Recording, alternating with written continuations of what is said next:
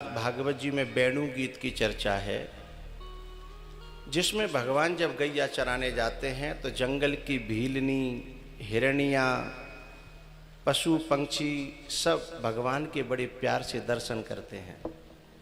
आप सब लोग रामायण ज़्यादा समझते हो, रामायण पढ़ते हो क्योंकि हिंदी का ग्रंथ है।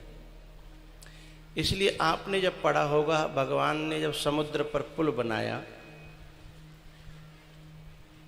तो उस पुल की जो चौड़ाई थी वो थोड़ी थी और सेना अपार थी।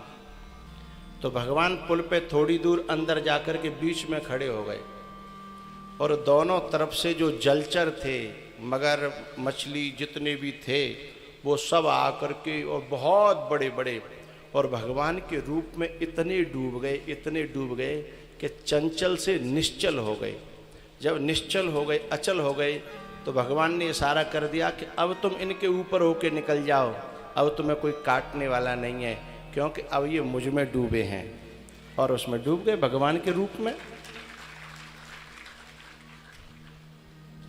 लेकिन यहाँ जो गोपियाँ हैं, वो जब भगवान के इन लीलाओं को देखती हैं, क्योंकि गोपियों पे पाबंदी है, काऊ पे सास की पाबंदी है, काऊ पे ससुर की, काऊ पे आदमी की, काऊ पे जेठ की, और काऊ पे घरवाइन की, नहीं तो पड़ोसी न की। हमारे देश में ये विचित्र कथा है, अपने घरवाले कछु नहीं कह रहे होंगे तो पड़ोसी जियन नहीं देंगे। तो उन पे पाबंदी थी, तो वो कहती थी धन्य है ये हिरनियाँ और ये भीलनियाँ जो भगवान को जी भर के निसंकोच रूप से और जंगल में दर्शन करती हैं। हम तो कभी आते जाते दर्शन हो जाएं तो हो जाएं। और सच में यही इन आँखों का फल है। हमें जो आँखें मिली हैं, ये फिल्म देखने के लिए ना मिली,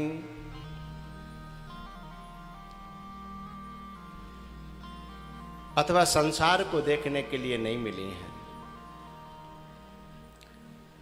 अक्षणवतां फलमिदं न परम विदामः सख्यः पशु ननु विवेशयतोर्वयस्य हि वक्त्रं ब्रजेश सुतयोरनुवेणुजुष्टं यैर्वा निपीतमनुरक्त कटाक्ष मोक्षम्।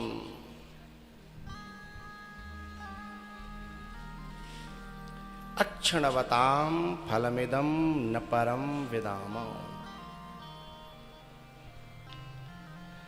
गोपियां इतनी प्यारी बात कह रही हैं कि इदम परम अक्षणवताम फलम न विदामः। इन आँखों का इससे और बड़ा फल हमने तो कहीं न सुना है न देखा है, कि जो ठाकुर जी को देख रही हैं।